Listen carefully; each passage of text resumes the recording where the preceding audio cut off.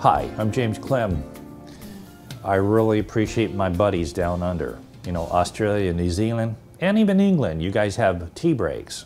I have tea breaks every day. Thank you for your leadership in having a better life for me. In fact, I advise all you folks to have a tea break. It allows you to kind of like settle during the day, and it's almost like a nap without a nap.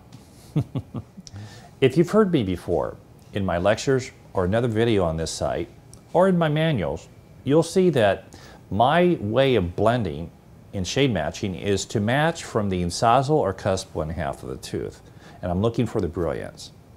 That's really worked well for me, and I've heard emails and comments from many of you out there in the field that works well for you when you see how to do it. Now, there's an exception to the rule though. The exception is when I'm trying to cover up a dark stump or maybe a stalk abutment. The rules are a little different there. So I'm going to go through a case with you, which is a tooth in the anterior zone. In fact, it's the central of all things. The beast of all anterior teeth would be a dark tooth because of an endo and trying to make it match the natural tooth next door. That's really difficult to do. I use a process of what I call bracketing, where I'll mill out several different ceramics and try them in without the finished layer on of glaze. That's called the bis ceramic, to make sure I can match. However, when I'm wanting to mask out a dark stump, I'm going to want to choose the ceramic for the cervical one half. Yes, anteriorly, I want to choose the ceramic for the cervical one half. Because when I can get that mask out on the cervical one half, then I can characterize the incisal edge.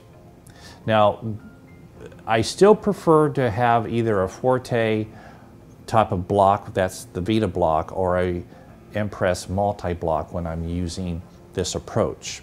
I'm not using e.max as much. Unless I'm using an LT, I'll have to cut back the incisal edge. I have a hard time painting on incisal characteristics on LT e.max. Impress, on the other hand, has the natural gradation of LT in the cervical zone to the HT in the incisal zone. So it's a lot easier to match what I call a graded block. That's when I'm going to pull those out, and it works really, really well. This case will demonstrate how we go through that process of matching the central using bracketing and choosing our ceramic from the cervical one half, not the incisal one half.